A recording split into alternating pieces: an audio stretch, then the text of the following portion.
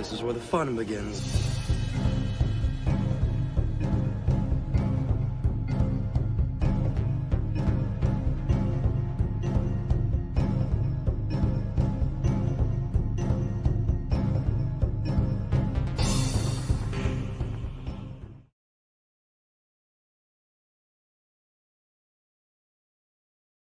Someone asked me to give the best reason why someone should read the Expanded Universe. After giving it a lot of thought, here's what I have to say. The Expanded Universe respects the reader. In the Expanded Universe, Luke Skywalker's optimism continues where it left off in Return of the Jedi. He's fulfilled hope to the galaxy just like Obi-Wan said he would, not like the Disney movies where he gave up on the Jedi or even the whole galaxy for that matter. The character you see in those movies is not Luke. Luke isn't a quitter. He's not a pessimist. He's a leader. He's inspirational. And he's always there for his friends in times of need. Another character is Han Solo. He's introduced to us in A New Hope as a loner, a man who cares only for himself and nobody else. But by the end of Return of the Jedi, that all turns around when he finally finds friends he can trust and a true love to spend the rest of his life with. And that's exactly what he does in the Expanded Universe. Han is a devoted husband and father to Leia and their kids. He loves his family above all else. In the new movies, Han turns out to be a selfish deadbeat dad who ran out on his family when things get tough. It's a complete 180 from the character that we saw from Return of the Jedi. Now, another thing the EU does is it rewards its readers. Attention to detail when it comes to continuity has never been done at such a level as when it was performed by the Expanded Universe. Avid readers will constantly be rewarded for their diligence as comics, novels, video games, and even children's books share connections throughout the entire series, making it almost a flawless, continuous story. And though it has its minor flaws, it's still the best overall story and continuity out there, period. That's what the EU does. It respects and rewards its readers. And that's the best reason you should give it a try. Long live the Expanded Universe. Are you sure?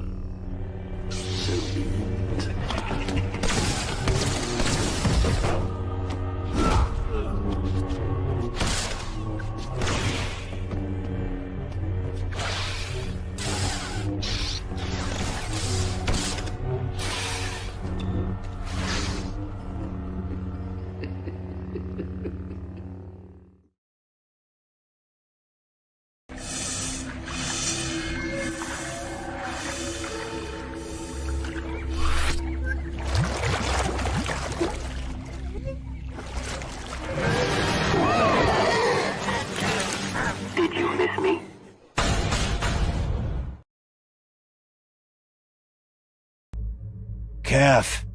Lots of it. For me and for the Ready Room. I have a feeling this mission is not one we can fly in our sleep. Good morning, everyone, and welcome to this morning's CAF Chat. I am your host, Alora, and you are here on OG Star Wars channel, and we are going to have some fun today. But first of all, what's in your mug? What are you enjoying today as you sat down and decided to hang out with me to chat about Star Wars lore? What's in your mug? Of course, mine is coffee, and I have a little bit of a cream and a little bit of sugar, and that's it. It's just something simple, something yummy, just to sit down and chat with you guys. How are you guys doing? Yeah, it's been a nice, cozy morning outside. It's mostly cloudy, but the sun is peeking through right now, so it looks really pretty. I love those moments when the sun peeks out through the clouds and you see the light part of the clouds, and then you get to the gray part, you know, just the contrast of colors and light and dark and stuff. So pretty with and then like, I don't get snow on the ground, so the grass, you know, you get the grass is green, so you get that little bit of that golden hue on the grass and stuff like that. But Okay, that's just me and I love to look at things in different ways as an artist because, it's always fun to see how light changes on the earth or in the atmosphere and stuff like that. But anyways, I'm getting into the art aspect of my personality, I guess you can say. How are you guys doing? Now let's see who's in the chat. So we have Martial Arts Legends. How are you doing? And this is quite funny because I was reading this as I was getting the show started, and Martial Arts likes Rogue One better than Dark Forces, and I don't see how someone can like something such like that. And this is what I have to say. We all have bad opinions. We all like bad stuff, and that's okay. Disney, Star Wars, even for Rogue One, the bar is buried down so low that even good seems like it's great, but that bar is barely above the ground or not even above the ground yet. However, enjoy what you want to enjoy. And yeah, he's like, you're going to trigger OG. And it's fine. It's fine. You can like what you like. That's cool. However,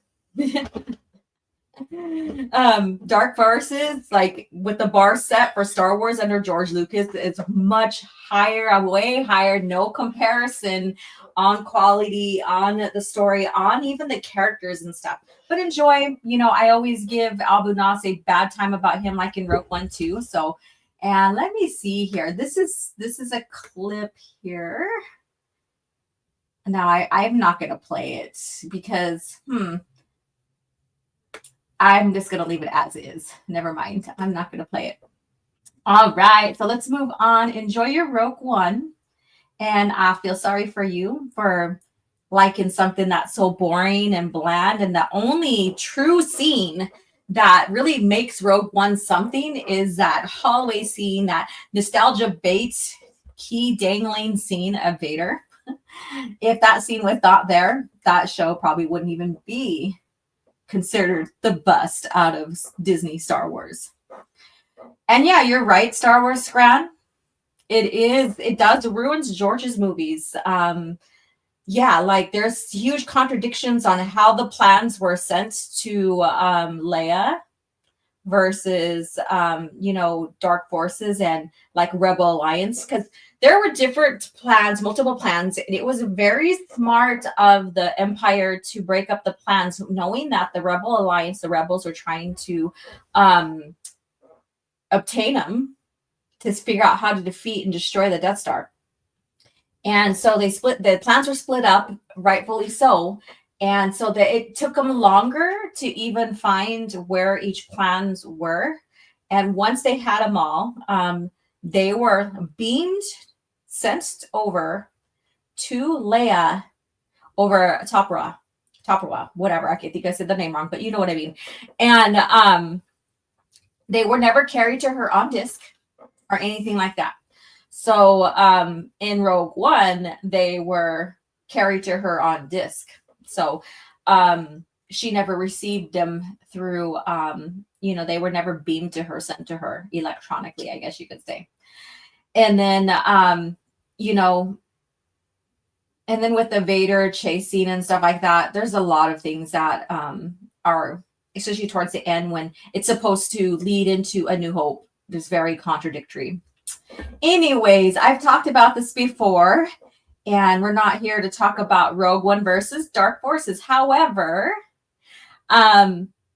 this Sunday at 7:30 p.m., this Sunday the 9th at 7:30 p.m., channel members are welcome to join me for a listen party. It's not necessarily a watch party. It's a listen party of the first installment of Dark Forces Soldier for the Empire. And so if you're a channel member and you have not registered for the link, I use StreamYard's webinar. So it just gives you just register. Then the link is sent to you. Then you receive the link and then you'll click on it and join me that day and time. So please, please, please get yourself registered. Get that link to you. It is in the post, the community post here in YouTube on YouTube. Only channel members can access that link to register. So please go do that. I like the webinar option, especially if we're doing watch parties that we know that YouTube will strike and take down the live or the viewing of it. Webinar is more private. We're in our own little private room, I guess you could say, and it's not really televised or live. Now, I don't think that we absolutely needed to use webinar for Dark Forces, Soldier for the Empire, since it's already published on YouTube and stuff, but I just wanted to play safe. So we'll do that. And then once I figure out how I could stream the second half of the Clone Wars 03, we will do the volume 2. But that one has to be in a webinar scene. Just because, like when I attempted the volume 1, I got a strike. They took down the live or whatever. They took down us. So webinar is pretty cool. Once I get I figure out how to way to do the volume 2, then we'll watch that. So anyways, get over there and get yourself registered and ready to go. Your link will be sent to your email, and that's all. That's it. No, nothing from me. No, no spam from me or anything like that, but anyways, let's carry on. Conrados here. Andor season 2 trailer. How do you fellow normies? What? I don't even care about that, and I didn't even watch it, and I know people reviewed it already. The first and second trailer, I guess, or whatever going on, but I never watched that second half or whatever. Martial Arts says, my hot take's not going to make me friends in the stream. No, I mean, you like what you like, so, but hey, this channel is not a Disney Star Wars channel, and this channel honors the true original Star Wars, and you could say Rogue One is a knockoff to Dark Forces and other material pertaining to the Death Star plans. And the knockoff, that's what it is, a knockoff. It's nothing compared to what came before. That's a reason why it's a knockoff. But that's okay. You like what you like. Star Wars Scran, how does Rogue One ruin Lucas's movies? Also, George Lucas liked Rogue One. That confirms by the director of Rogue One. You know what? People like Gilroy and the director of Rogue One and stuff like that, they said, oh, I talked to George, or he said this, but George never himself said anything about liking those, the show or the movie. So I get skeptical on that. Especially after George says that even recently, not too long ago, that Disney Star Wars isn't Star Wars. They don't understand Star Wars. Disney doesn't understand Star Wars. So we need a game called Girl Boss Simulator in a style of Yasuki Simulator. I don't know. I'm not very familiar with that stuff, so I can't agree with you. I don't know, and I can't disagree. The jump into hyperspace from atmosphere, that is 2. Rogue One shows the Death Star plans were transferred to multiple ships, like New Hope says. That weren't. Yeah, that's what I said earlier. Well, you asked how it contradicts. Yeah. Hey there, Jeremy. How are you doing? Let's see here. And smash the like button. Yes. Let's see who else is popping in. All right. So we have people still coming in. So how are you guys doing today? There's a lot of crazy stuff going on. And what's so funny? Let me see if I could find it again. Okay. Let's see here. It's so funny. And I'm going to share this with you guys here. So give me a second before, and this goes all into all these Kathleen Kennedy rumors that's been going on that people have been talking about and stuff like that. Like, oh, she's, and this is not really a Kathleen Kennedy rumor. It's just a Disney Lucasfilm rumor of Star Wars IP trying to be sold. up for sale or whatever, and no one wants it, or whatever. But this one right here, Screen Rat. So Screen Rat is always a huge contributor to cringe factor, and this is why. And this is another one. So this is a mini cringe factor, I guess you could say. So this year, Star Wars Celebration feels like something of a reset moment, an opportunity to relaunch the franchise ahead of the Mandalorian and Grogu. What do you think? Well, first of all, how is it going to be a relaunch? Because meaning a relaunch means that either there's new ownership, there's change of guard, or, there's going to be new direction with the lore, what have you. However, going back to the Kennedy stuff, she said that, yeah, eventually she'll retire. We all know that. That's a given.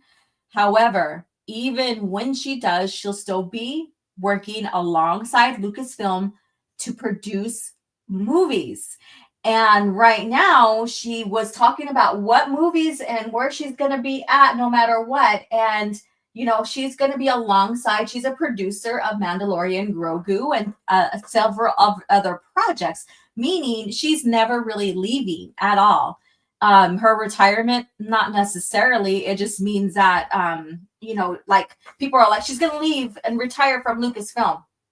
I would say stepping down or retiring from president, but still working with them to produce shows, movies, and stuff like that is not leaving Lucasfilm.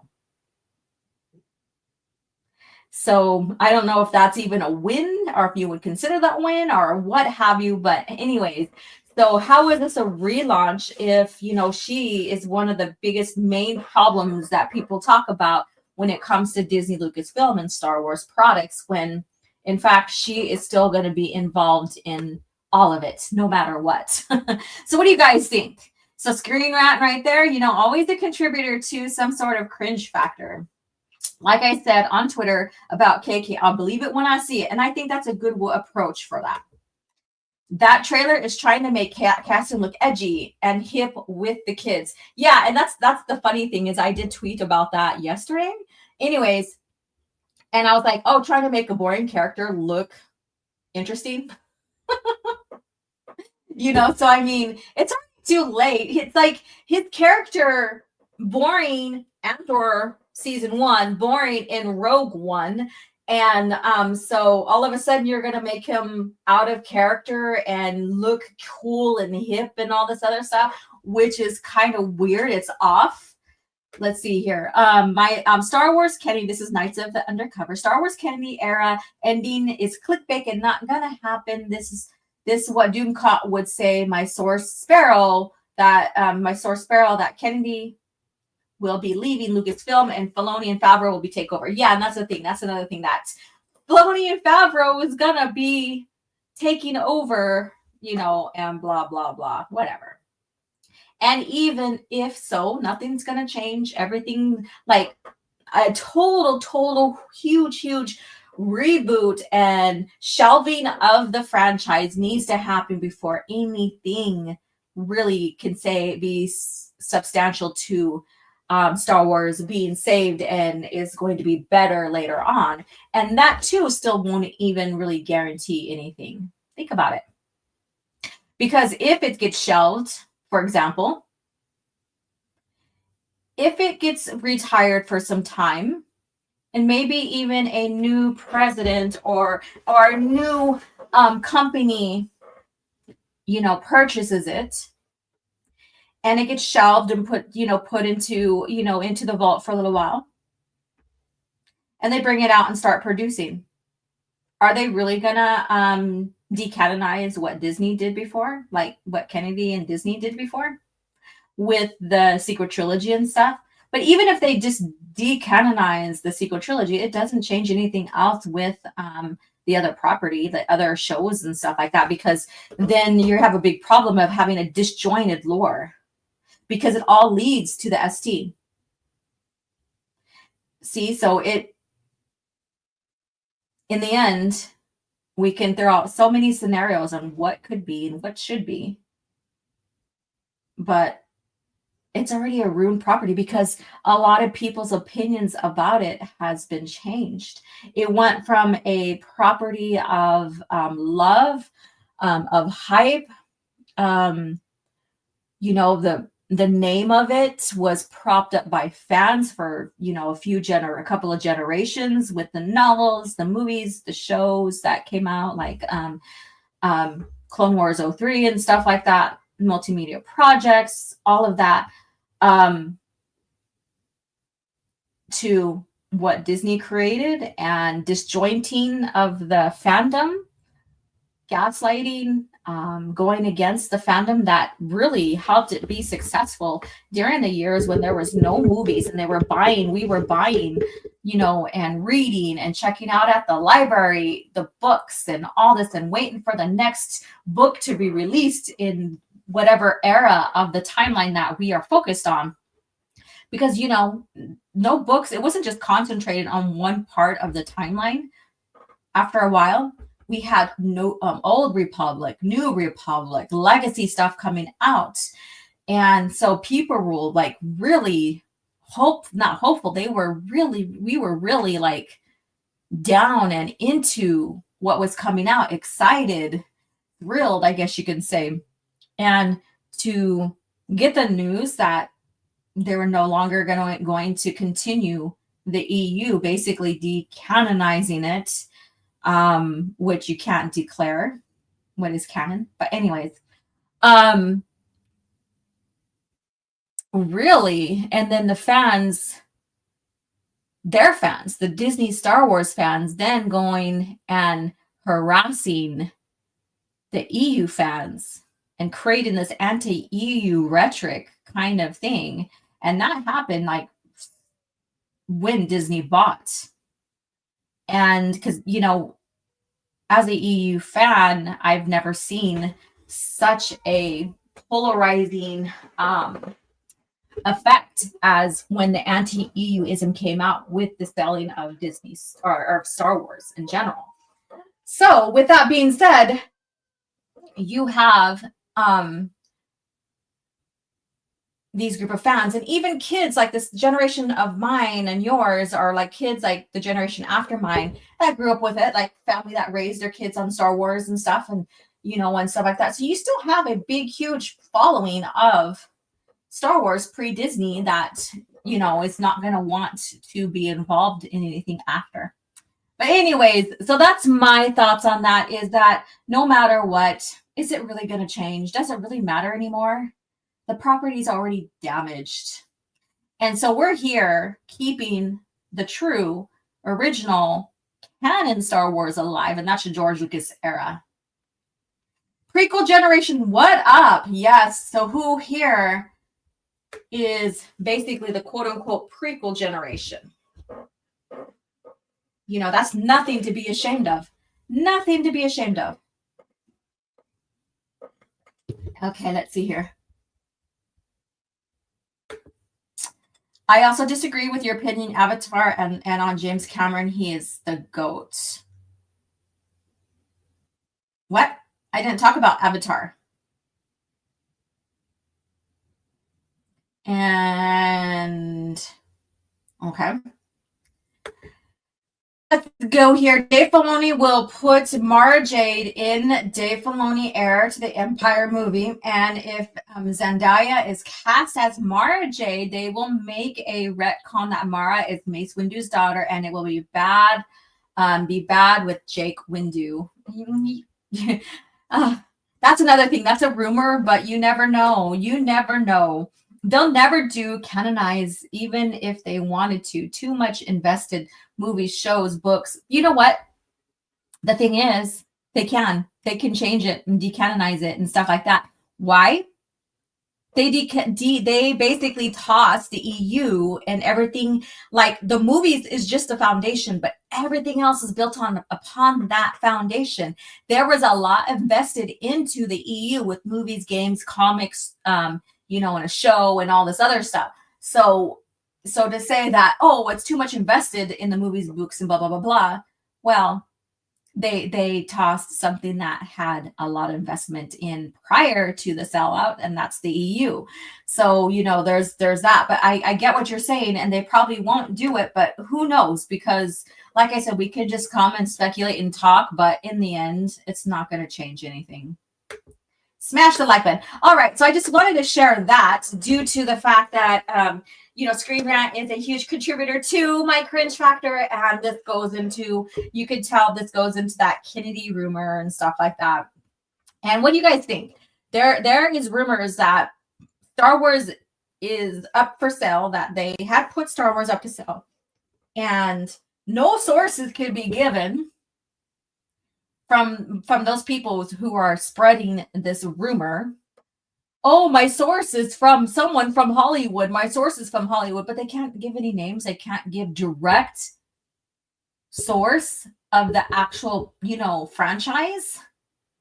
I call bullshit when it comes to that kind of talk, because if you can't confirm and you don't have no legit sources that you can talk about that can confirm, then it's bullshit. It is plain bullshit. And I think it's just hype to keep this rhetoric of Disney either selling or pushing Kennedy out or whatever. It's fucking crazy. And it's that time of year. And again, towards the end, when we get into fall, it's going to happen again. Mark my words. It's going to happen again. If you see the patterns, they always occur around this time. And then at the end of the year, every fucking single year. Every single year. So watch those patterns. We should already know these patterns by now, because guess what? It's been going on for 6+ years. How many times are people going to fall for this fucking rhetoric? Come on now. How many times are they going to fall for this rhetoric? It's like, come on, you guys, don't be fucking idiots. Question this shit. It didn't happen before. What do you think is going to happen now? If these people are bringing these so-called sources or rumors out, or these happenings out, but I can't confirm my sources. Have you learned from last time? Are you that fucking of an idiot to fall for it again? Holy shit. Come on, you guys. Yeah, I know you have at least one brain cell left. And I'm not talking to you guys in the chat. I'm just talking in general for those people believe in this shit. Holy crap. And it's all about a fucking grift. It's all about clicks and grifts just to get people in front of your show. That's all. That's it. And people fucking fall for it. People fall for that shit. Anyways, let's go. Let's move on. Let's see here. To me, Disney canon is just a fantasy Luke has after too many death sticks. Oh my goodness. And Lucasfilm ever tried multiverse like the Spider-Man? Star Wars, like Lucasfilm is not Star Wars. Lucasfilm is the company. But for Star Wars, it was never a multiverse. And so that's why you get the backlash of from fans like me, that when they try to attempt or want or have hints or people talk about that, going into a multiverse, because Star Wars was never a multiverse. I could see why people would believe the sell rumors. Disney has a history of buying and selling franchises before, with Power Rangers to Mighty Ducks and Hockey Team. Yeah, I know. I get it. Disney is doing to Star Wars precisely what they did to Power Rangers. No plan and no creative. Then they buried it and sold it off. But the thing is, I think Power Rangers is not as big of a property as Star Wars. The only reason it lasts as long is because Star Wars is the bigger IP. Yeah, and mind you, Power Rangers is nothing like Star Wars whatsoever when it comes to the fan base, to how George created this franchise up, him and his creatives. I get what you're saying. So probably it was easier to sell something like Power Rangers versus Star Wars, in a sense that it can go for cheap, but Star Wars, no. Let's see here. Fake fans are dumb. I mean, they're happy to waste their money on dropping coffee and China sabers. Follow OG on Twitter. Let's see here. Super Sentai is celebrating its half-century anniversary with Gozyog. I'm sorry if I am mispronouncing. I never got into Power Rangers, but I know of them because I've seen, how they came out and how popular they were at the time. So there we go. All right. With that being said, let's get into Lucas facts. But let's go ahead, and I've been wanting to play this, and I forgot to do it in the intro. But because we are talking about New Jedi Order, I think this is something we need to watch. I have fought the worst of all wars and witnessed the redemption of evil. I have seen balance restored to the Force. But order can turn to chaos, as it did when I was born. Now, with my loved ones and my loyal allies, I face a new challenge unlike any before. And I'm not sure if this time we can win. Star Wars Vector Prime by R.A. Salvatore, the first novel of the New Jedi Order. That's great. It's going to be great. That's going to be great. It's going to be. All right. So Lucas facts here. This is something a bit fun to see and talk about here. And maybe many of you guys know this already. George Lucas made a cameo appearance as Baron Papanoida. I think I said that right. In Star Wars Revenge of the Sith. You can see him in the Opera House outside of Supreme Chancellor Palpatine's seating box. So there you go. So if you don't know this happened or that was him, next time you watch Revenge of the Sith, keep an eye out for that. Keep an eye out for that. Hey, Melissa Lord, what's up? And Star Wars Marvel Purist, Justin, how are you doing? Yeah, so this is something here that, is a bit fun for Lucas Facts here. He made a small cameo within his own movie, which is kind of fun, and I think that Filoni is trying to copy him in a sense, but he's taking it way, way too extreme to where he's being teased about it now. So, Pierre slept in Mannion or whatever. So Lucas Facts here. George was Baron Papanoida, and he also has his own action figure. If you didn't know that, you can find his action figure too. So let me see here. Let me find it. Baron Papanoida. Let's see here. Action figure. I hate when I do that. Action figure. All right. Yeah. So let's see here. I want to get a good image of it and share with you guys. That is pretty cool.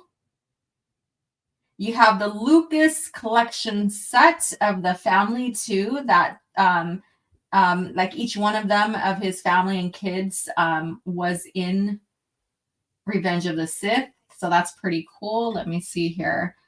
I'll grab this one here. Okay, I got to share the screen now. All right, so let me go ahead and share the screen here. I thought it was pretty cool to share this. And Soul Assassin reminded me of the action figure, which I just forgot. I knew of it, but I just forgot.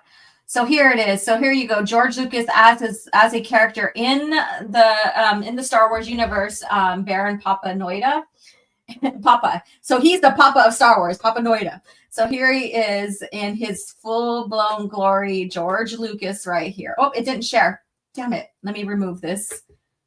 Okay, so I have this new thing. It's called Scenes by StreamYard, and you can plan different scenes to click on them and get to your next segment of your show. So I thought that while I'm in the George Lucas scene that this would show if I shared it, and it didn't. So why is it not showing? Let me see here. There you go. All right. I know what I'm doing. It's just new tools in here. This has me a little turned around a little tiny bit, and that's fine. There we go. So there you go. George Lucas, his own action figure. And let me see if I can move this over so you can see the family one. Is it going to let me? Here we go. Okay, first of all, get this dude off the screen. There we go. So there is his Lucas collection set. So you have him and his family right there. Pretty cool, right? So Lucas Facts, Lucas was his own character, and not his own character, but a character in the Star Wars universe in Revenge of the Sith. And next week's Lucas Facts will have something similar, but it's pertaining to the EU, so stay tuned for that. So Star Wars Marvel Purist, it is this Sunday at 7:30. So March 9th, this Sunday, 7:30. I announced it earlier before you came. And a reminder here, you guys, channel members, go register for it. You'll find it in my post section here on YouTube, and it is only channel members can view and see that post. Mods, I thought I sent you guys a link, but I can resend it again. So mods are welcome to join in. And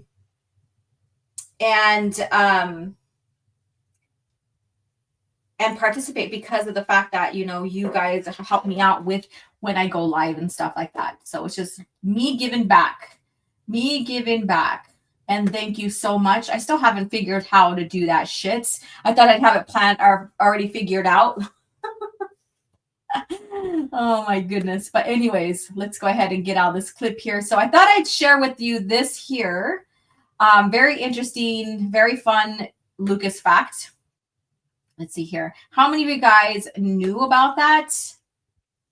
Wow. All right. With this new setting here, with this new scene setting here, usually when you click out of sharing something, your avatar or your camera or yourself will pop back up and it's not happening. So that's a little weird. That's something I got to remember.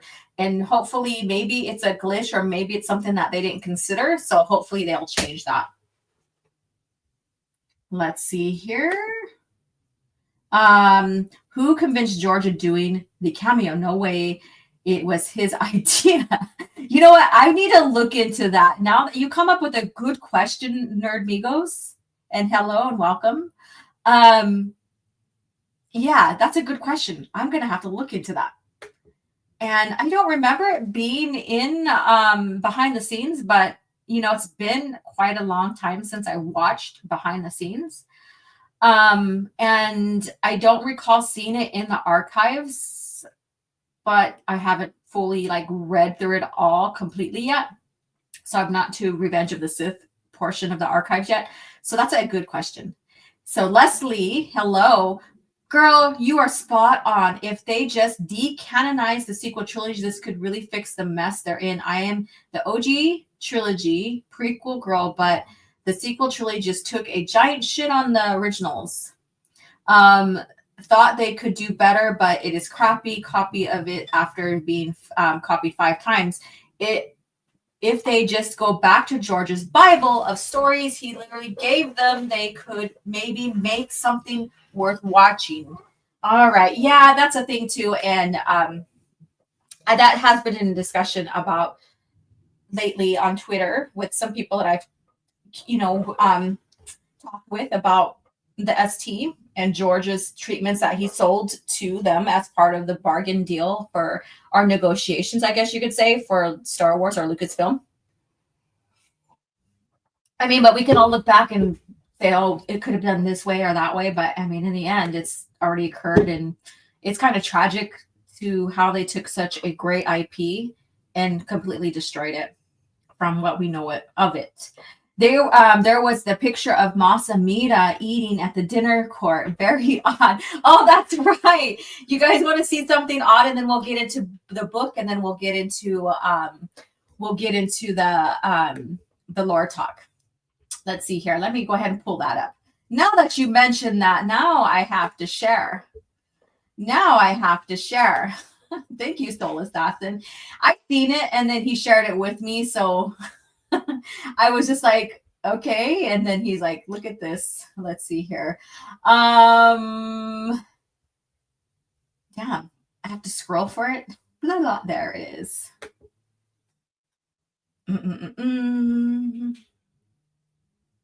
Oh my God, it's so odd. It's so weird. But that's the thing, in Star Wars, in the Star Wars galaxy, they are used to that kind of thing. If you're from that galaxy and that's the norm of seeing different species and stuff, that's the norm. But for us as humans that only know humans and never have traveled outside of the Earth or our galaxy, it could be very odd, even if it's a movie character. So it's crazy, and it's neat too at the same time. And how come that? Oh, there we go. Let's see here. Here it is. And since it doesn't share, there we go. Oh, this time it worked the way it's supposed to work. That's odd. Okay, here you go. So there he is eating his food. Soulless Ass is like, dude, drinks out of a straw. Pure evil.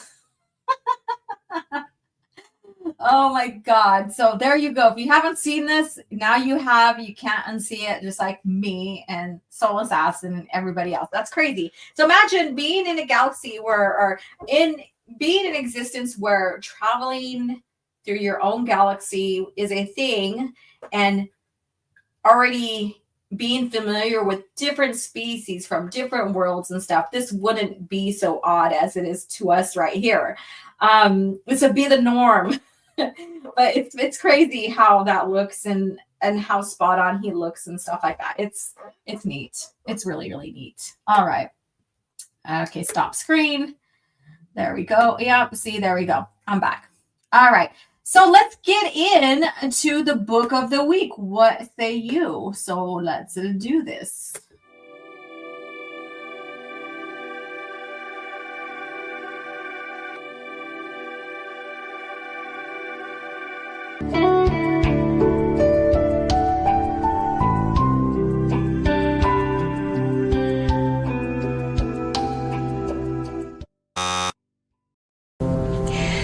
I hate to say it, but it looks like the item you're searching for doesn't exist. Impossible. Perhaps the archives are incomplete. If an item does not appear in our records, it does not exist. I always love that clip. All right, so clicking on the next scene on the sidebar here. Here we go. Book of the week. And this series is the only series that I have all in hardcover. No Legends label, and it's all hardcover. So this is Fate of the Jedi, which happens to occur after Legacy of the Force, not before.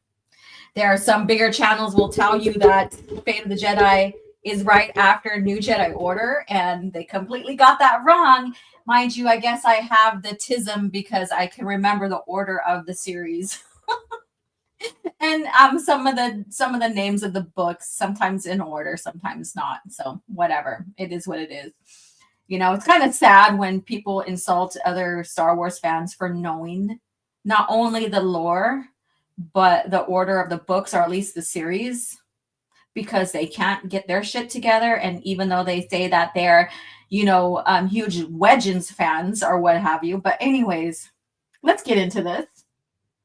Fate of the Jedi. This is the first installment, of course, because I haven't did a Fate of the Jedi book yet for CAF chat book of the week. So we might as well start with the first book. So author is Aaron Alston. So one of the, I would say popular or most favored writer because of the X-Wing series. Cover artist is Ian Kelty. And it came out in paperback April 2010. Hardcover March 2009. And the placement of this in the timeline is 43 ABY. And so this is a time, the series took place in a time where there's a departure of darkness that dominated the last two centuries, or two events, I guess you can say, New Jedi Order and Fate of the Jedi, or Legacy of the Force. And Fate of the Jedi intersperses scenes of relative domestic tranquility amid a growing scene of dreadful confrontation between the Jedi Order and the Galactic Alliance. So if you've read through Legacy of the Force, you'll know who Luke suggested to put in place as the leaders of the Galactic Alliance, and that's Jagged Fell and Natasi Dala, which was very questionable when I first read that. I'm like, what the fuck are you talking about, Luke? Why are you doing that? Natasi Dala, why?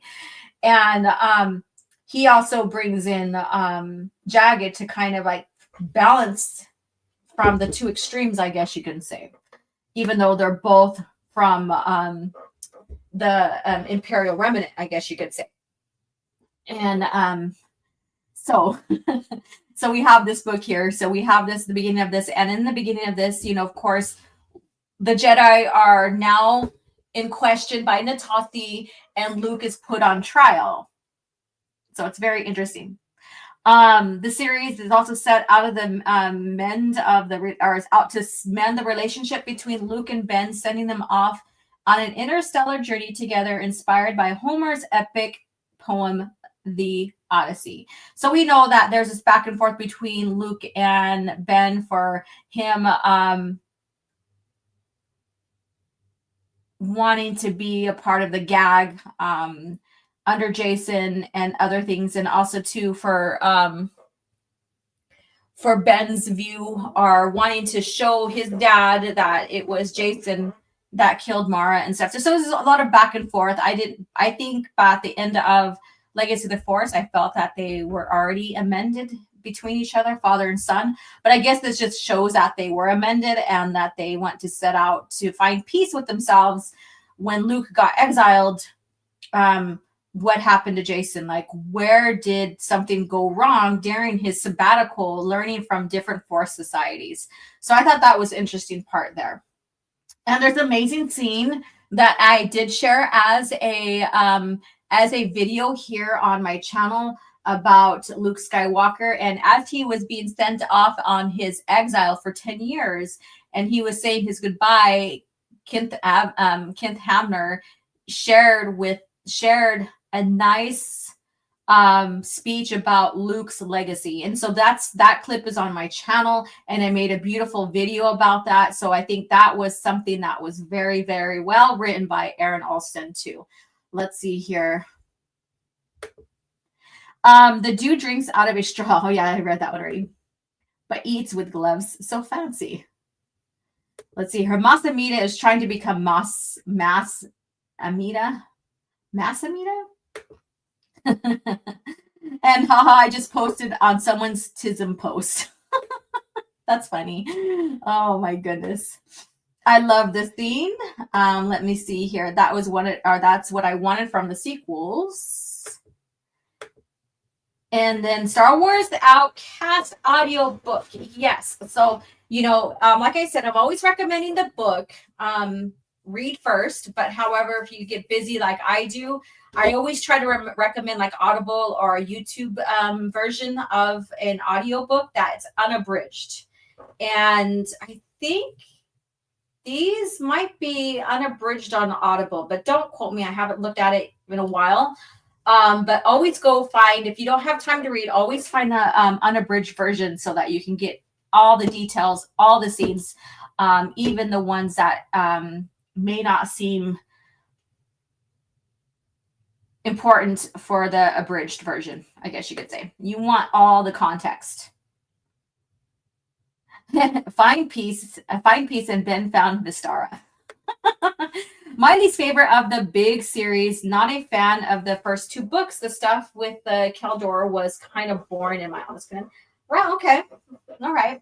It was, I wouldn't say it was slow, but I guess they had to change the tone versus what we've seen in New Jedi Order and Legacy of the Force, just to share that there's peace and that the Jedi were in question and stuff. But yeah, it you could say towards the end and stuff, there's a lot more action in a way. I don't know. I see what you did there. Yeah. All right. So that's the book of the week here. Fate of the Jedi, Outcast. So if you haven't read it, I highly recommend it. But, I recommend it, but I say read through Legacy first. Or read through New Jedi Order, then Legacy, then this, what have you. But if you want to get to it sooner, you could read through Legacy first. Yeah, it definitely picks up, just not my flavor. Yeah. I think out of the Legacy, the Fate of the Jedi is the one that's kind of like a mixed bag. There are some people that favor it, some people that don't, or some people are like, it's mid, but I'll read through it just to get the story so I can lead into what's going on later on. And what's sad is that they were setting up Jaina, Jag, and Ben as the big three for the next generation. And the buyout happened, and we didn't get any of that. The Sword of the Jedi, I would say that would be a, segue towards that. And that was canceled. So a lot of opportunities were thrown out because somebody by the name of JJ didn't want to adhere to canon, to continuity. So, yeah. And that's a fact. And we know that is with JJ, that he doesn't like to adhere to continuity, and he basically is a franchise killer. But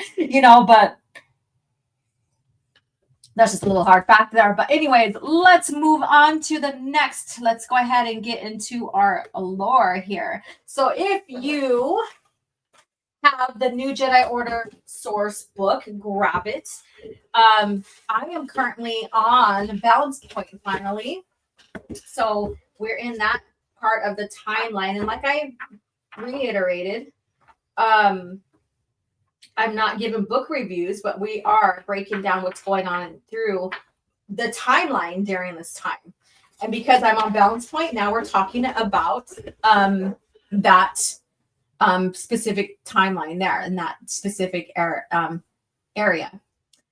And we're going to get into the progress of the invasion and the bloody push to Coruscant. So, and we're going to get into a little bit of history with Coruscant as well. So this is going to be very, very interesting. So let me go ahead and play this here, and we'll get on with the lore talk.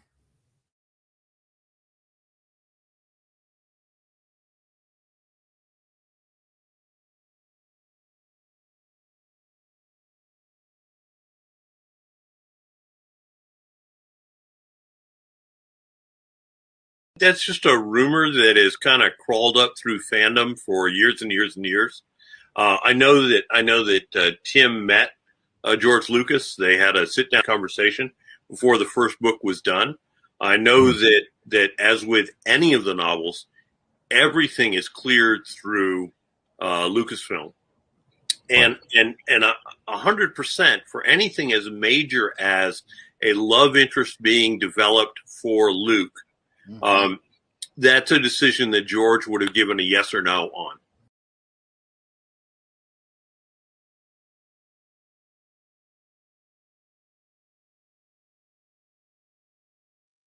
So there's been talk about Mara Jade now going to be put in the Disney lore.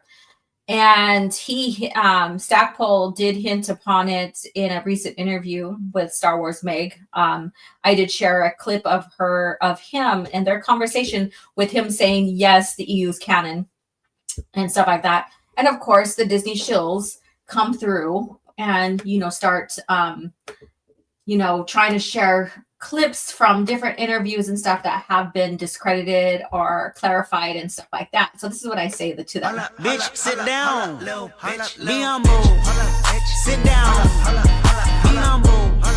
Sit down. Bitch, sit down. Yeah, so with that being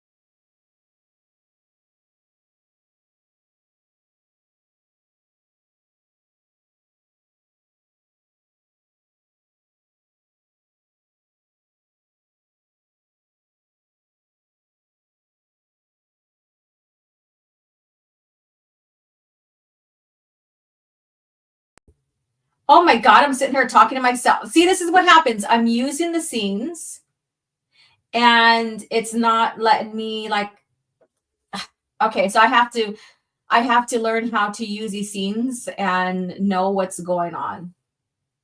All right. So with that being said, big whoopsie. I'm using the scenes new version, our new technology for StreamYards where you can line up your scenes. And I guess it didn't allow me to be a contributor to this. Yeah, it's StreamYard. Okay, now we can hear you. Yes, Justin, I don't know if you have the current version of StreamYards, but you can line up your scenes. You can organize your scenes from your shows and just click on them as you go along. And so this one right here didn't allow me as the speaker to be on screen with the media I'm presenting. So let me go back here. I had this whole big spew. Nothing happened. What the hell? So here we go. We are in balance point portion of the timeline. And here is the collapse of the core. So this is 26 ABY to 27. And you have all the areas of the campaigns where the Vong are going versus the New Republic. All the lit up planets here are targeted by the Vong. And what I did here is I juxtaposed the portion of the Vector Prime map. So all this part here is highlighted versus this where it's not. Just to give you guys an idea of all the targeted planets that they took and where they are now. And they are now, you know, starting to enter Hutt space. And we know that the Hutts are trying to work with the Vong in a sense so that they won't target now Hutta and Hutt space and stuff. But we know that the Vong don't give a shit.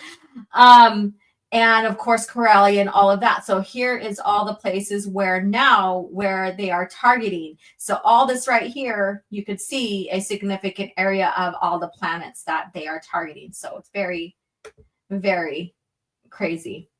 I know, right? Gay. Let's see here. I'm not very technical. It's like putting computer in front of a monkey. Nothing will get done, but something's going out the window. I am glad it's not the slides. So if you share a window, it will be muted. Yeah, so when you have these screen scenes on the side, and it's on the left side behind the scenes, all you guys are watching on YouTube, but this is StreamYards. And you can set up scenes where you know, okay, so this is where I'm going to just talk in general to the chat. And then once I'm ready to segue into Lucas Facts, and I can click on that and that will segue into that. And I don't have to share screen. And then with Book of the Week, it's already set up where I click on it and it's ready to go. And then I have the one set up for sharing the PowerPoint. And I thought that because my image is shared on here with the PowerPoint, that I would be able to be heard and stuff. And I guess not. Crazy. Yeah, the stage for the scene. Yep. Gay. And hello, Quinlan Voss. How are you doing? Hello there. How are you doing?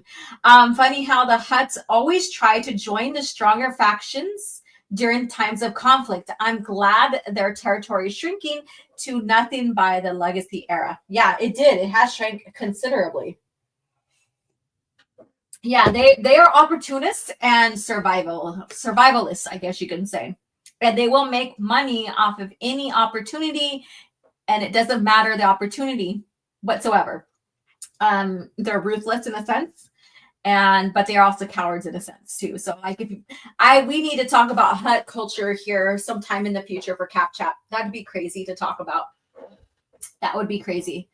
Yeah, the Hutts got what they deserved. Yes. So basically, I think I'm going to go ahead and redo this on my editing apps.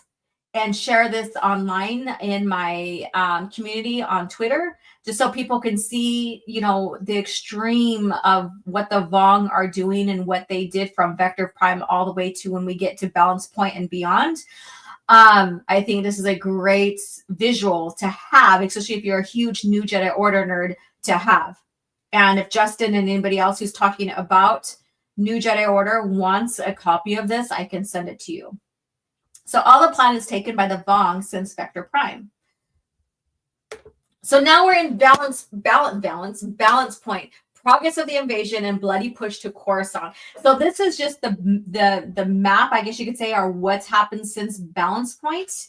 And you have, of course, you have Balkaden, Halska, Serpendal, Bastion, Debrillion, Monolith, Dantooine, Garki, Agamar, Dathomir, Vimil, Vortex, Ord Mantell, Anubis, Ithor, Merkur, Abro Sky. You have Bimasari, Tholitin, Kashyyyk, Nalhada, Yezila, said that wrong, Jindine, Duro, Taina, and Rhodia, you know, targeted and taken at this point. And plus little ones here and there that probably wasn't mentioned because there's a lot going on that map. Yeah, the Vong moved fast. They sure did. The Vong moved fast. Does it say how long it took for them to take so much territory? So basically, right here, this is 25 to 26 ABY for the Vector Prime area. And for the collapse of the core, it happens between 26 and 27. So, you know, in a couple of years. And, you know, I think that's a good time frame of some, say, considering that, you know, that this is a fast takeover invasion campaign, because you got to consider hyperspace travel takes some time, even for the Vong. You know, because certain like to go from one area to another in the galaxy could take a week, a few weeks, a few days, depending on your hyperdrive, the route you're going to take, and the distance. Which is crazy because this is accurate because George Lucas era really paid attention to their lore, what they're creating, even with hyperspace travel versus Disney. And we've talked how we are blue in the face about how Disney doesn't care about hyperspace travel and the time it takes to travel from one area to the other. So this right here, considering how travel occurs in the original lore, this is fast. Now imagine if this happened in Disney, this would happen in a week. You know, this would have happened in a week, not even a year. I thought they used Disney fast passes. Right? Is this canon? This is the official canon, George Lucas era. All right, so let's get into this here. So progress of the invasion. So again, this is Balance Point timeline of the historical timeline during the New Jedi Order. For the first time in their push towards the core, the Yuuzhan Vong have been met with the kind of resistance they understand, and it has been formidable. Corellia Center Point Station, and now for some of you guys, if you read the series, by now you would know by time Balance Point, you get to Balance Point, you know exactly what happened with Balance Point and how it was fired against the Vong, and the Hapes, like 2/3 of the Hapes fleet was caught in friendly fire, I guess you can say. A massive repulsor beam generator smashed through the Yuuzhan Vong and Hapen fleet at Fondor. By using Center Point Station, Thraken Cell Solo brought the battle to an abrupt and devastating halt. Uncertain whether these events had been an accident or whether they had brought out a true warrior spirit in the infidels, the Yuuzhan Vong withdrew. Now, the Vong, they're a warrior society in a sense. And So when when things happen and you meet the Vong with the same veracity and force and courage and what have you, they say that you're honorable opponent. If you're a coward and stuff, you aren't, so they have that kind of warrior society in a sense. And when Jason and Anakin went to Center Point, and Anakin reactivated Center Point Station because it's his biology and his it's basically his biology that has melded with Center Point Station, its controls and stuff like that. So he's the only one that can truly activate and use it in a sense, which he did waken it, I guess you can say. Thraken took advantage of that and used him. So there's that. And it was fired. And Anakin wasn't necessarily hesitant in using it if he needed to. The Force was guiding him. That's what I got in the conversation when all that occurred. Jason was the one that was the thorn in all of it, in a sense, because Jason was not really connecting himself to the Force anymore. He was in deep contemplation on his role as a Jedi and his role as a Force user and using the Force. So he wasn't basically in tune or balance or with the Force. And so his take was, if you shoot this can be bad. Don't do it. Don't use it. And going back into like what happened when they were younger to when Anakin, was bonded with the Center Point Station controls, I guess you could say, if that makes sense. He also thought about events during that time. And that occurs in the Corellian trilogy. And man, continuity here, right? It all ties to each other some way, somehow. But because Jason was denying himself in the Force, questioning it and stuff like that, he wasn't in tune with it. And so Anakin was listening to him, and they were going back and forth, and Thraken took controls and fired it. And when he fired it, the Hapans were caught in that. Anakin later then said, if you would have just let me continue and not interrupted me, I could have shot that without hurting or destroying 2/3 of the Hapan fleet. And so that was very interesting. And that shows like Jason's conflict with the Force and himself and stuff like that kind of did a little bit of harm in a sense, because he distracted Anakin and Thraken took control. Hey there, Silver Orc. How are you doing? I see you. Thank you for joining us. And we have 81 beautiful souls listening to and joining in here from Twitter and YouTube. Thank you so much for sitting in. And I hope that you have a wonderful beverage and snack and that you're enjoying yourself here. And as always, no matter where you're tuning in from, Twitter side or YouTube, if you want to contribute to the conversation or ask any questions about the new Jedi Order and where we're at and stuff, feel free to participate in the chat. I welcome you guys to all come over to the chat and let's discuss. This is about discussing the new Jedi Order. The time frame we're in is balance point. Get in the conversation. I welcome you. Get in the conversation. Okay, let's see here. Just wait till Saw gets involved and ramps up the attack. Right? That's another thing. And I meant to have some images and stuff about solving law and stuff like that. But it's very, very interesting, So we're not necessarily talking about any specific character, even though I just gave a huge speech about Anakin Solo because of Center Point Station, because that's what was brought up here. All right.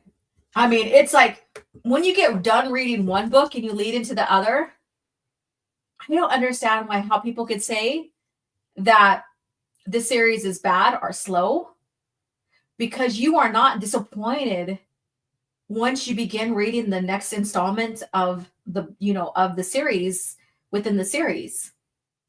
And like I said, one book, and I think it was the last one I read, Agents of Chaos, I believe, or with the one before that.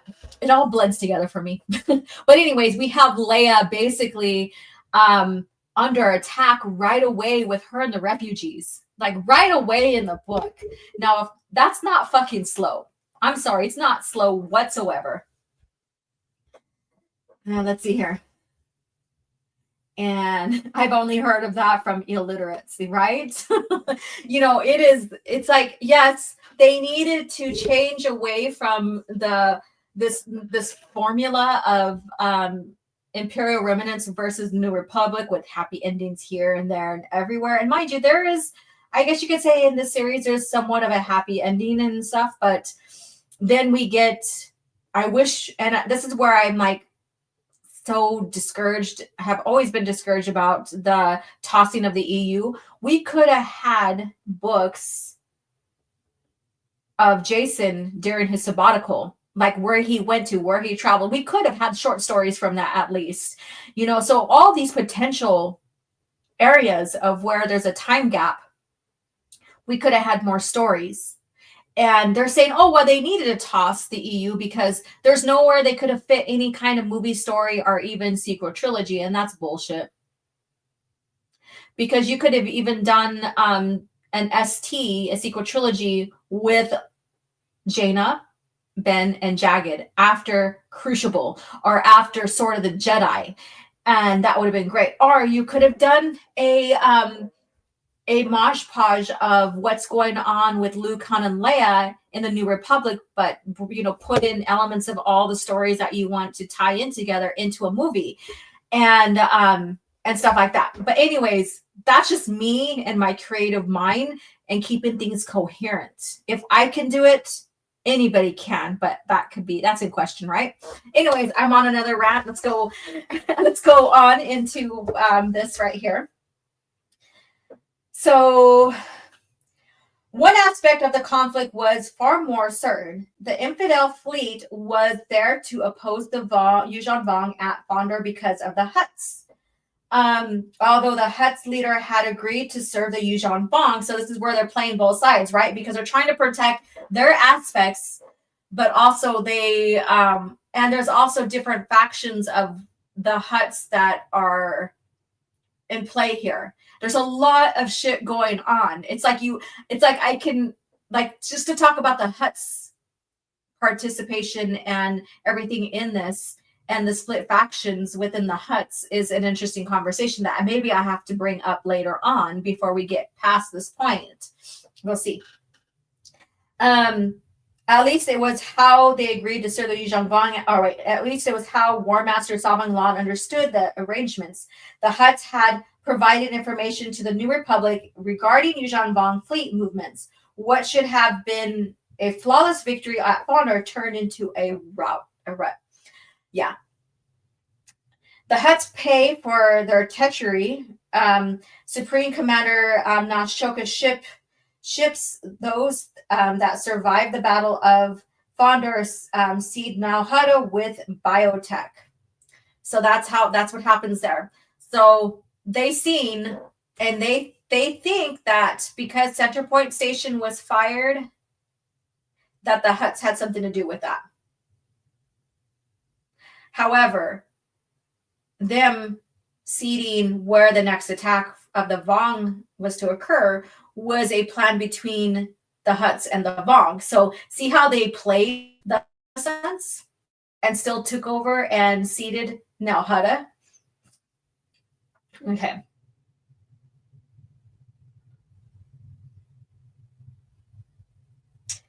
The microbes changed the Hutt homeworld and its technological abomination moon, now Shada, into something closer to a primordial garden. All infidel life of Nalhutta replaced by life forms more acceptable to the Yuuzhan Vong. And that's what they do, is that, like I said earlier, planets that have less, are more primitive, I guess you could say, less technology and stuff, were transparaformed into what the Vong, are accustomed to. And if the planet or whatever is more technologically advanced, like for example Coruscant's, then it's destroyed and seeded and re-terraformed to fit what the Vong want out of that. So very interesting how that is. And when you read further on towards the end of Legacy and you get into the Legacy comics, you have the Yuuzhan Vong, and you see hints of it in Legacy in the beginning.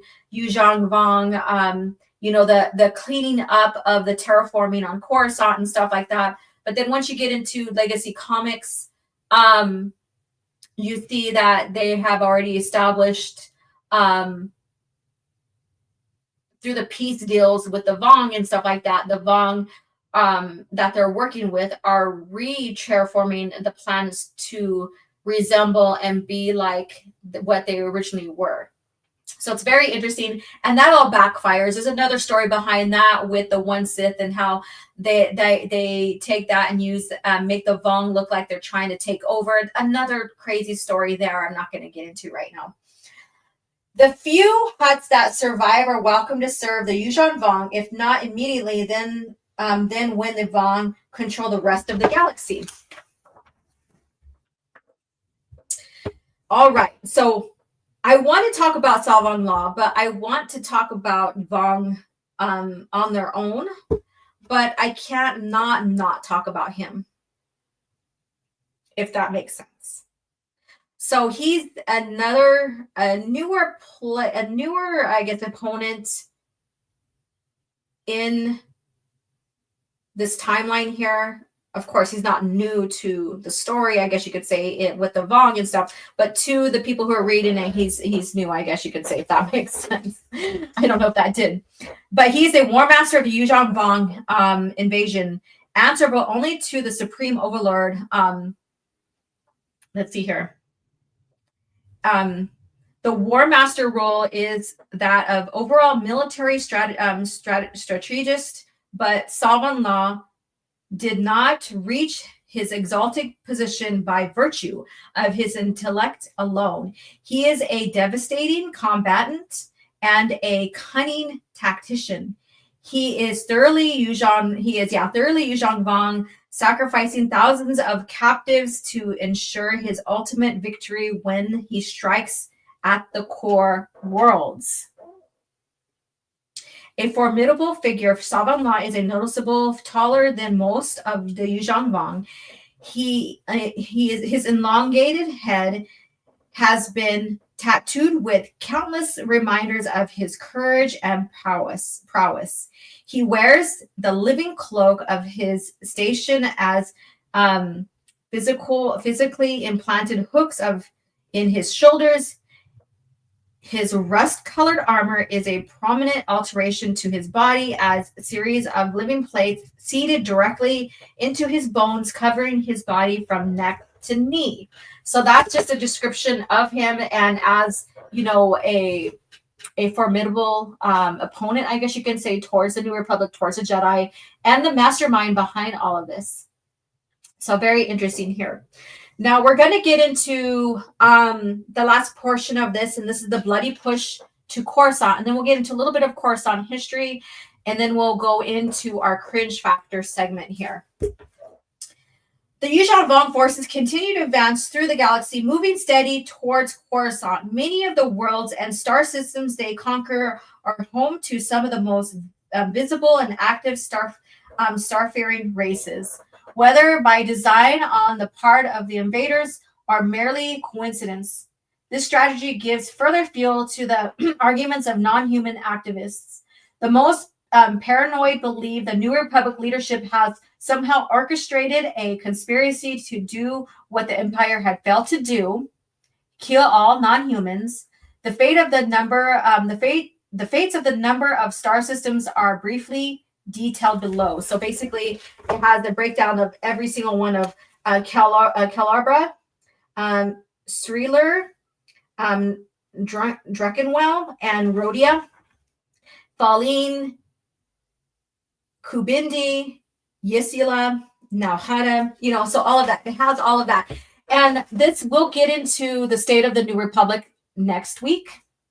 And with that, we'll get into this what I just shared about how the different species are thinking that this is how the New Republic is handling this is a way of getting rid of the species that the Empire try to do, which is kind of funny in a sense, because everybody in the big seats of the New Republic, like Borsfelia, are alien, not humans. So think about that. Think about that. All right. So they're pushing towards Coruscant. Not enough explosions for JJ. And why JJ never wanted to work with the EU? Let's see here. Yeslia became the base for the Peace Brigade. Yeah, that too. And we'll get into the Peace Brigade too and what they're doing at this time as well. So I just wanted to cover little bits and pieces at a time to kind of keep this conversation going a little longer and get into like the progression of the Peace Brigade. You hear those jets over me? I live near an Air Force station. Hear that? My house is rattling because they're lower. They're flying low. Interesting, right? All right. So let's see. With Coruscant, let me go back to this here. With Coruscant. So what do you guys do? Let me see. Let me rephrase this. Can you recall any other species or takeover of Coruscant that lasted? Can you recall any other species that seized Coruscant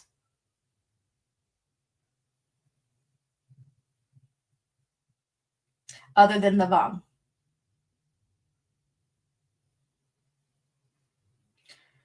And I'm sharing this and asking this because the Vong are the only successful invaders to Coruscant and anywhere else that fully took control of Coruscant.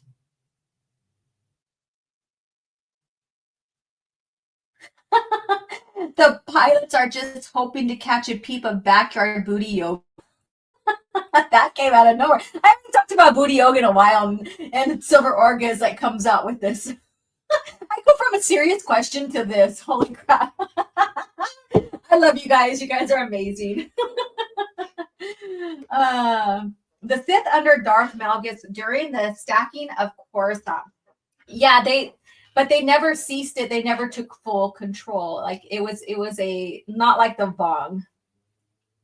Not like the Vong. But the second people that you could say that was almost successful, almost took control or whatever, is the Sith under Darth Malgus. Yeah. And what's interesting is the history of Coruscant, and this gives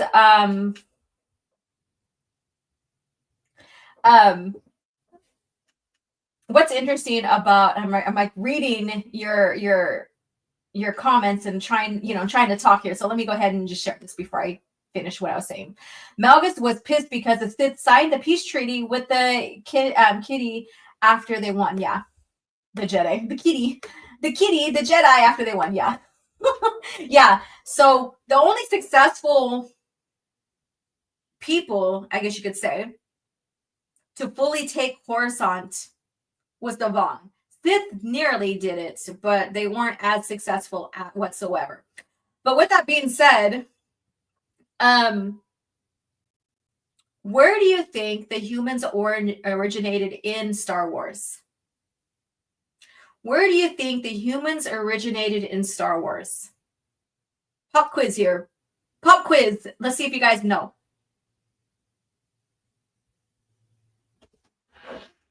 Let's see if you guys know. Where do you think the humans originated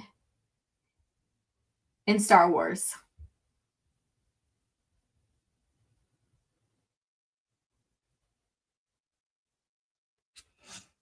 Let me see. And no one can, I don't see anybody in the comments saying anything. Well, it is hinted even in the lore that they came from Coruscant. I'll put my money on Coruscant. That they originated from Coruscant. So, you know, I've been in conversations where people are like, oh, humans came from Earth and that's something in the lore. No.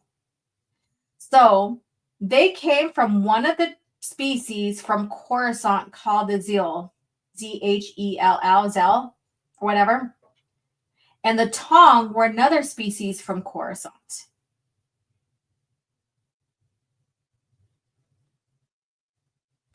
And the Tong were pushed out of Coruscant by the Zell or whatever. And then so the Tong then found the planet they named Mandalore.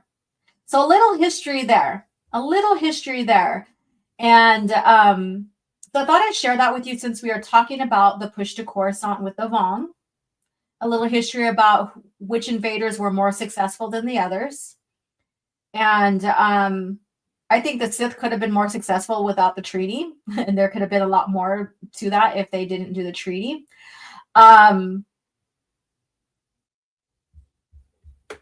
Yeah, the Tong originated from Mandalorian species. The Tong originated from Coruscant. They fled Coruscant and they found Mandalore. So the Tong originated from Coruscant and stuff like that. And then they formed the species. They were known for the species of Mandalore too. So a little history there. It's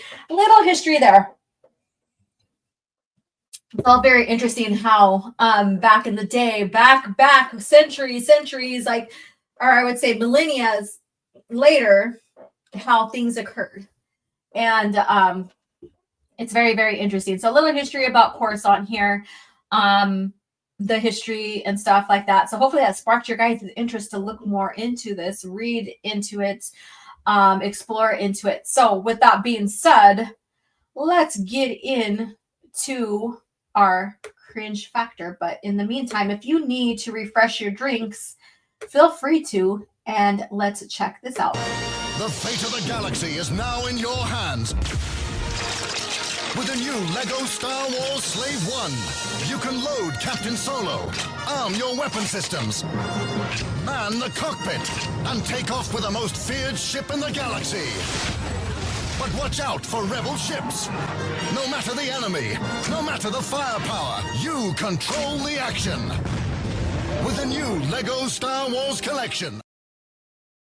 Well, I forgot to pull up the article from Screen Rat. Now I have to go find it. Damn it. I hate when that happens. I usually have that up right away. Bear with me and let me go ahead and bring up another commercial. Let's see here. Let's look at this. Prepare yourself for Star Wars, Shadows of the Empire. The evil Empire has struck back with a vengeance, and a new villain, the crime lord Shizor, schemes to replace Darth Vader as the Emperor's second-in-command. With Han Solo held frozen in carbonite by bounty hunter Boba Fett, it's the rebellion's darkest hour. Now, join Jedi warrior Luke Skywalker, hard-charging Chewbacca, and go undercover with heroic pilot Dash Rendar and his booming Outrider. But can Han Solo be freed and Shizor be stopped? Star Wars, Shadows of the Empire. Look for the authentic figures and vehicles from Kenner. Guys have figures from Shadows of the Empire. How many of you guys have figures? Let's go ahead and get into this here. Where's my cringe factor thingy? There we go. So uncivilized.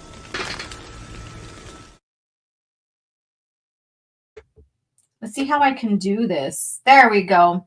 It's this whole new scenes thing is so brand new to me. I'm trying to navigate around that. So apologize for that. I will get it. I will learn how to use the damn thing so we can segue a little bit easier. This is my first time using it, so I apologize for a little halts and nothing's not being so smooth. Got the book, one of my favorites. All right, so let's get into this cringe factor. So you guys may have seen my thumbnail about Darth Vader being weak in Disney Star Wars. Now, how many of you guys read Dark Lord Rise of Darth Vader and remember Vader or Anakin getting used to the suit, his new form, basically, and realizing that the suit hinders him and how he had to learn smartly how to live and exist within that suit, and how he was still powerful in a sense, or like strong in the force despite his circumstances, and how he was seen changing up his dueling style to protect himself, especially his middle. So how many of you guys read that? Because this we're going to get into. This is soon after this Jedi Knight was second away from killing Darth Vader and crippling the Empire as soon as it formed. So this event that's being shared here that we're going to get into happened shortly after Revenge of the Sith. You all touched grass before you got here? Well, no, I broke the rules. But I'm a rule breaker. I'm a rule breaker, and this is how I feel about these guys. Bitch, sit down. Be humble. Sit down. Be humble. Sit down. Bitch, sit down. Got the Bausch Leia action figure and Slave 1 from the Shadows of the Empire toy line. Woo! All right, amigos, that's what I'm talking about. Awesome. And go ride a bike, Scran. You should get one of those lowrider bikes. You know, ride around like a vato. Let's see here. OG is a force of nature. She doesn't need to touch grass. All right, so let's get into this cringe factor here. So what are they talking about, and what source are they talking about in the Disney Star Wars lore that makes Vader look like a cuck compared to a Jedi who probably he knew in the Order, and he is said to have been, even in his physical form versus his form as Vader, he's still the most powerful Force user, no matter if he was Anakin or Vader in his suit. So with that being said, if this Jedi could overcome Vader, who's still significantly more powerful than him, what are they trying to say about Vader here? This should kind of like make you question what their approach is going on here. There are a few beings in Star Wars who tangled with Darth Vader and lived to tell the tale. Oh, you mean like Afra? Like Afra? Let's see here. Let's go on. With this deep connection to the Force, Vader is one of the most dangerous people in the galaxy. However, one Jedi surpassed Vader in power, nearly killing him in the progress. Wow. Let me answer my son. So, he surpassed Vader in power. Is that believable to you guys? Knowing the lore behind Vader, even in Anakin in the suit with him missing some arms and legs, is still the most powerful Force being because he is the chosen one. So how could that be? Jake Skywalker and fake Vader. Sorry, I'm 53 later this year, or I haven't bought or played with dolls or action figures in 4 decades. That's fine. That's fine. Some people collect them and still have them. I have a collection up on my shelves here in my art studio. I don't play with them. I collect them. Yeah, but that's cool. I respect that. All right, whoops, wrong one. All right, let's see here. Make sure I still have the same screen up. There we go. Star Wars Darth Vader #4 by Charles Soule and Giuseppe or whatever his name is, whatever.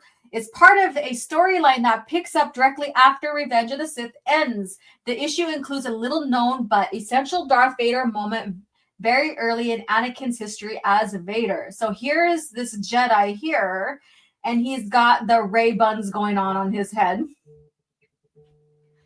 And here is Vader. Now you can see that he struck his suit here, whatever. So you see his exposed leg, what have you. Oh, wow. Vader's experience of dueling Obi-Wan on Mustafar, being left to burn to death, and then reawakening to find he had been turned into a cyborg and was responsible for his wife and child's death was traumatic. While Vader did not reawaken to find himself being a cyborg, he was still pretty much awake when he was rescued by Palpatine and when he was operated on. So, dude, and I didn't even see who wrote this. Let's see who wrote this. Oh, excuse me. Jenna Wren. Okay, Jenna, I think you're very first to Cringe Factor. Welcome. All right. To say the least. So when Palpatine sends the newly born Vader on his first mission, Vader is understandably not as powerful as he once was as Anakin, or would eventually become as Darth Vader. So how in the hell would he lose power or lose his abilities temporarily? You tell me that. Let me see what you guys are saying here in the chat. Master Man Buns is a man pretending to be a girl boss. I want the OG archives. We want a shelf display. Let's see here. All right. Let's get back to this. Darth Vader's first mission for the newly formed Empire led to a fierce opponent. So this guy, Mr. Man Buns, 2 Buns Ray style, was way powerful than him, because during the time after the operation and before he, I don't know, before he became strong again, he was weak. I don't know. It doesn't make sense. But then again, why would Palpatine send Vader on a mission if he was weak? That fucking does not make sense.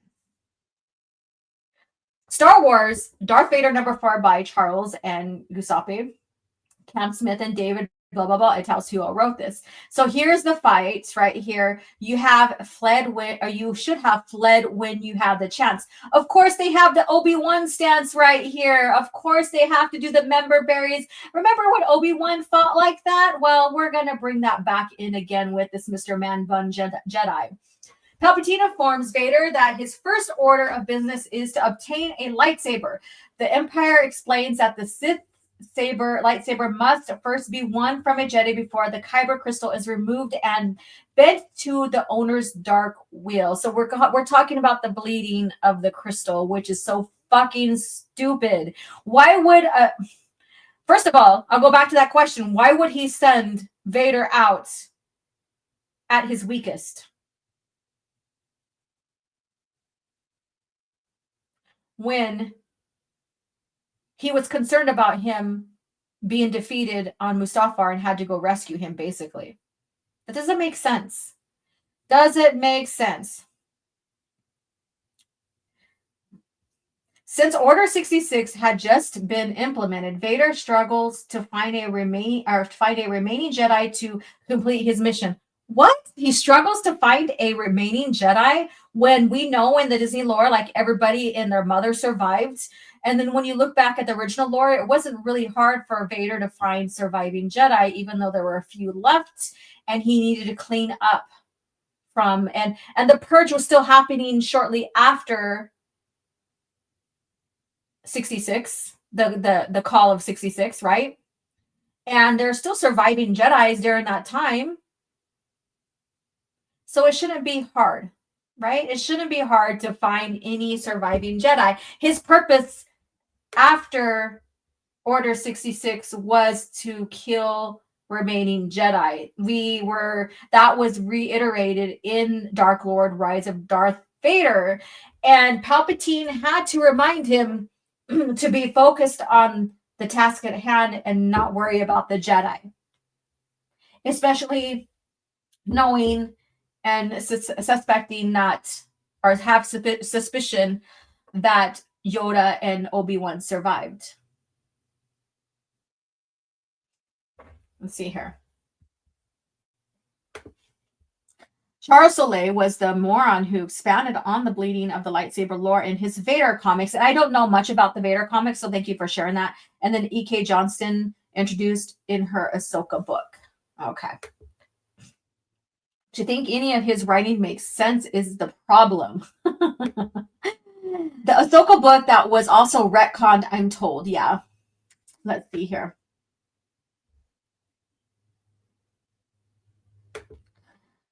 So this campfire, the bleeding matters. That's why there's a book about menstruation. What is their reasoning for letting Vader constantly be defeated? I don't know. That's the thing. And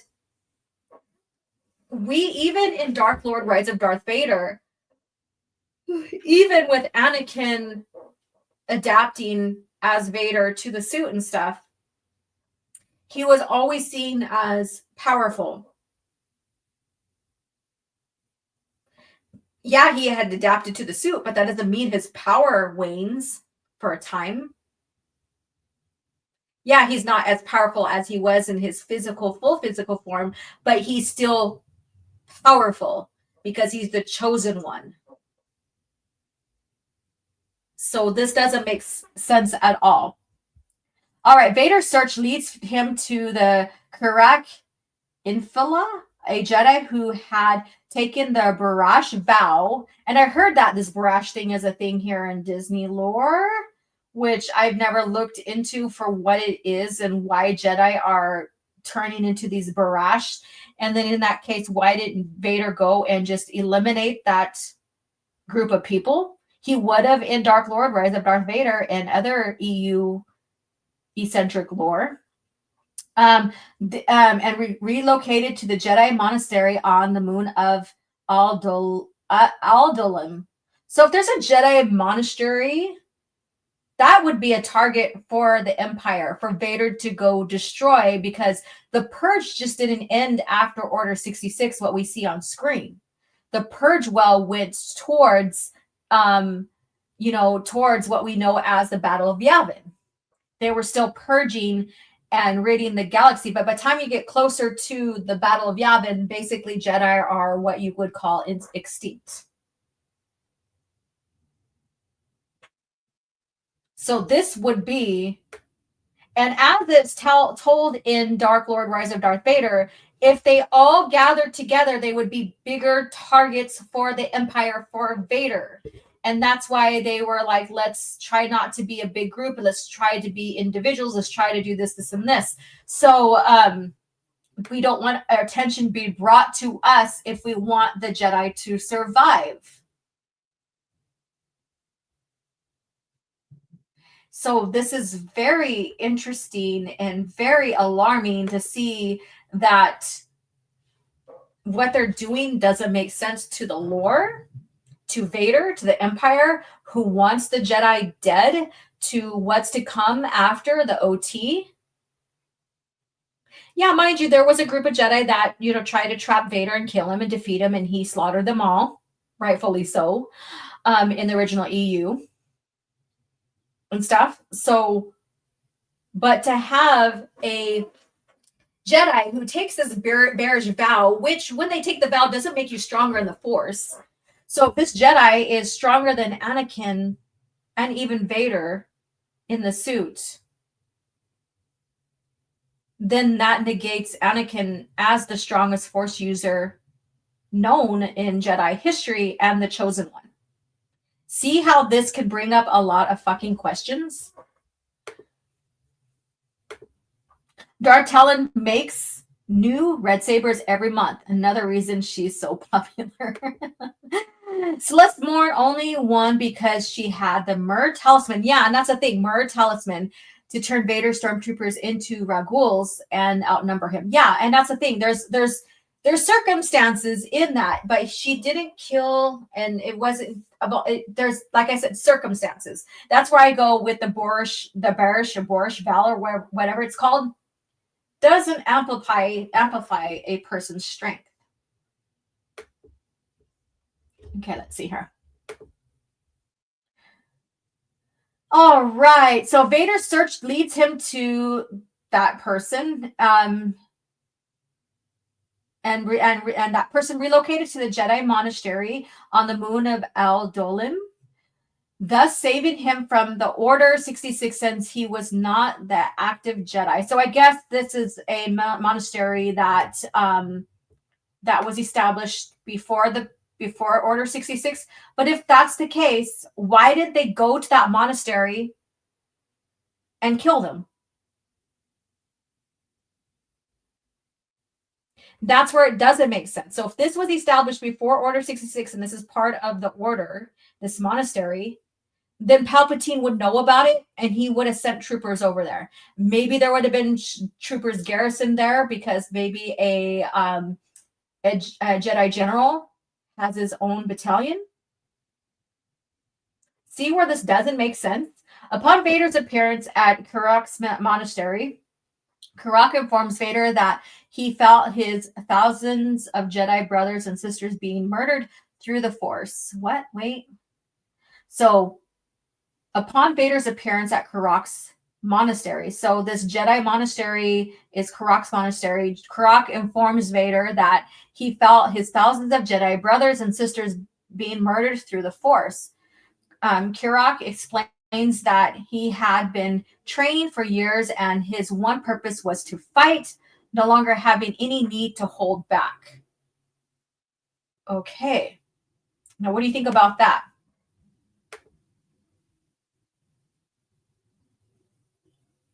Who's been painting my theory saber red? That's so bad. That's so bad. All right. Darth Vader, who Vader was no match for Karak's infilaz, especially in his early years. Again, so his ability to use the Force waned because of the suit. That doesn't make sense. We didn't see that in Dark Lord. The two engage in a fight that ends rather quickly with Karak dealing massive damage to Vader, throwing Vader off a cliff. What? Severely injuring him. Vader's new armor breaks in different places from both the fall and the fight, and his suit is not yet perfected. So if he pushed or threw Vader off, how was it easy for him to do that? Why wasn't Vader force choking him? All of that. Using the Force against him. Doesn't fucking make sense. As his suit was not okay, blah, blah, blah, blah. And then Karak, believing Vader dead and the fight won, ventures to the village and mingles among the citizens he knows and loves. Okay, so he didn't feel Vader die in the Force, but he believed he was dead, even though he felt everybody die in the Purge, but he didn't feel Vader die, but then assumed he was dead. Charles does not know how to be consistent. However, Vader reassembles his suit via the Force with pieces of a droid and came back to Karak with vengeance. All right, so if he uses the Force to repair his suit, why didn't he use the Force to not be defeated and thrown off the side of a cliff?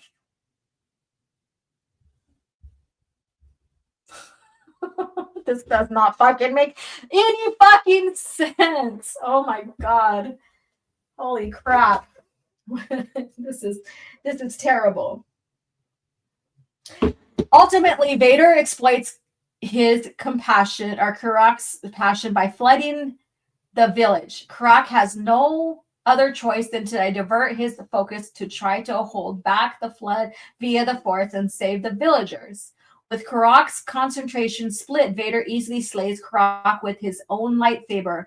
Karak was both physically and mentally stronger, whereas Vader struggled with the discomfort of his new suit and mental anguish. Well, the mental anguish is what makes him powerful. That's why Palpatine has sent him to the Order and all this other stuff at one point after, Order 66, so that it builds upon his mental anguish, makes him angry, which anger makes him more powerful. And the discomfort of the suit still never hindered his power or his ability to use the Force and combat others. Because that mental anguish and all of that, even the discomfort of the suit, helped with his power, as described in Dark Lord Rise of Darth Vader.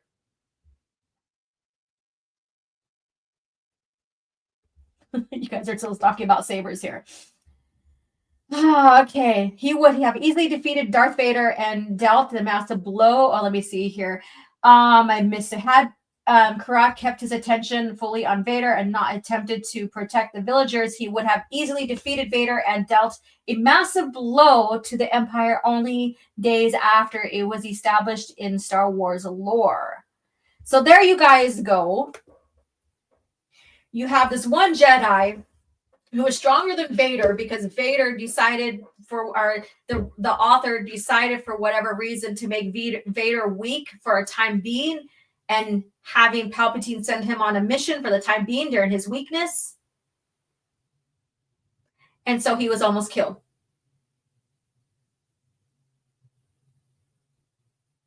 What do you guys think about that? I call bullshit. There's so many things already called out about this author, this writer's depiction of this comic, and how it doesn't make sense to the lore about Vader. And yes, I'm going to compare it to material that has been written in the EU because this is their quote-unquote EU.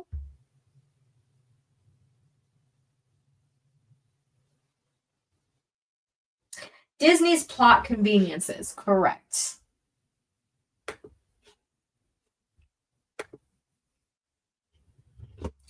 And those who have read Dark Lord Rise of Darth Vader, there are some wonderful scenes about Anakin or Vader assessing the suit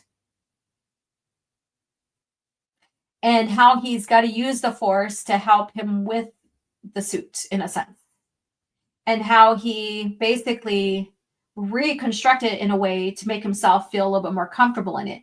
However,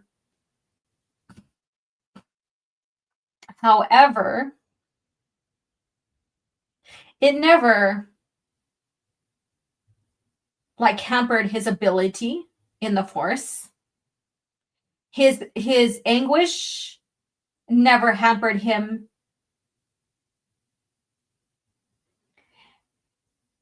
and his abilities in the Force. And we see that Palpatine used the anguish and anger and all that other stuff to fuel Vader to take him more into the dark side. But now they're using this anguish, this mental anguish, as a handicap instead of something that fuels someone into the dark side, pushes them into the dark side even more.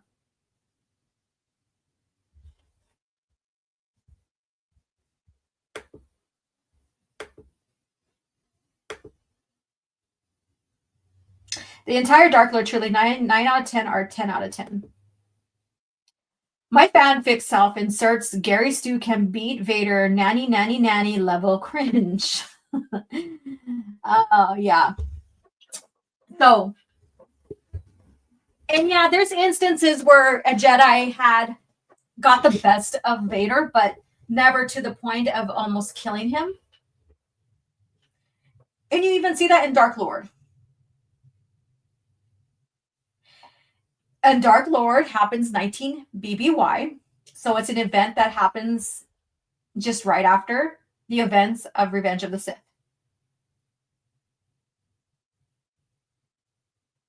Even Boba Fett outsmarts Vader in a sense, but he doesn't take Vader near death.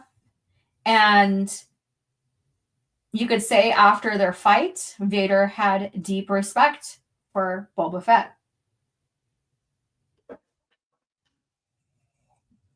All right, so this is Cringe Factor. So if you want to share any more about this piece, about this comic and this writer's, review of the comic and what we had discovered here, feel free to share. We're going to start closing up the show for today. So I thank you guys so much for tuning in and hanging out with me. I do have a lunch date with my son that's going to happen here soon. So I want to be ready for him when he gets here and just chill and hang out. I love my lunch dates with my Marine. So with that being said, please share. Now, what's coming up is this tomorrow night, the last Spacing show, and all the panelists are supposed to be on with Tim. It's going to be a fucking amazing show, and I look forward to it. And so find us on the Spacing tomorrow night, and I believe it begins 8:05 p.m. Pacific Standard Time.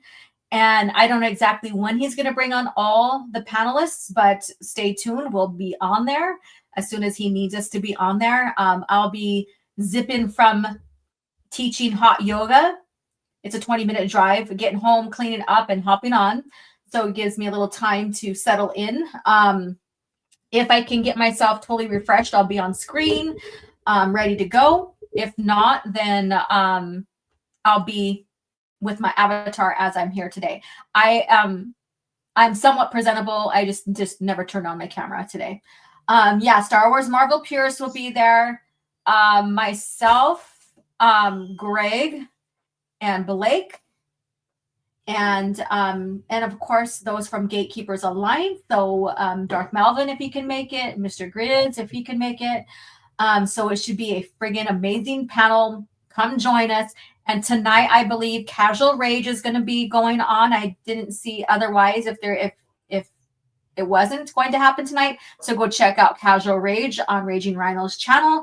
Hopefully, I'll be there in the chat to mod a little bit and participate and support. And Grizzy. Sorry. And Grizzy.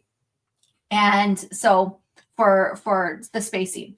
But anyways, so a lot of great shows happening within the couple of days. Hopefully I'll see you there in chats and we can hang out and talk about the latest topics that are being shared on those shows. I'll be on the panel, of course, for the Spacing.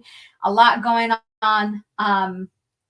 So yes. So thank you guys again for supporting here. I will smooth out how I use the scenes for StreamYard. I'm very fascinated with it, but this is my first time using this new updated version of StreamYard.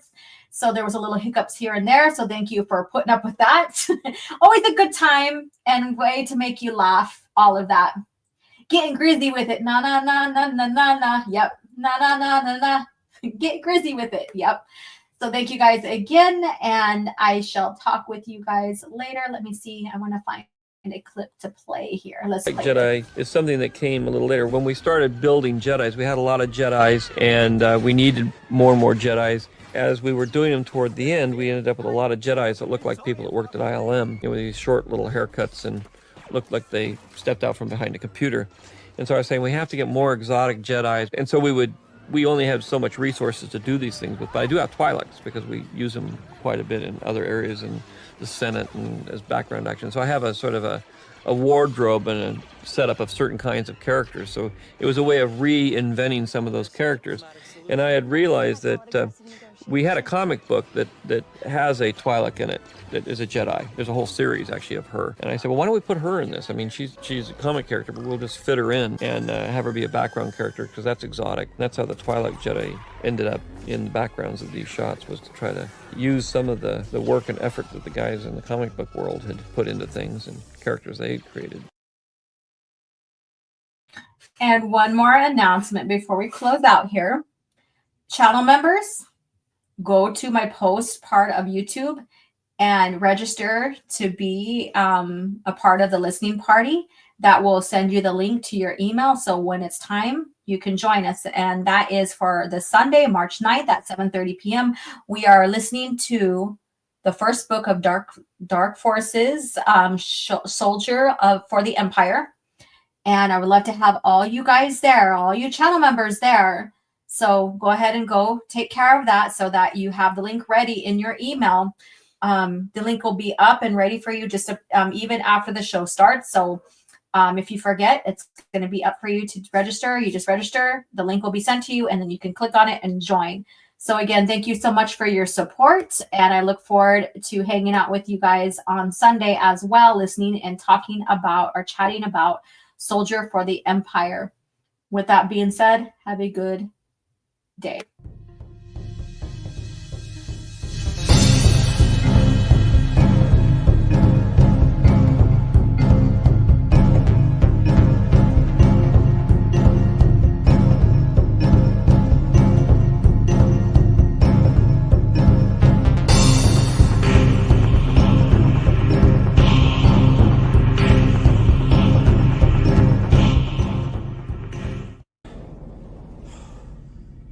Another happy landing.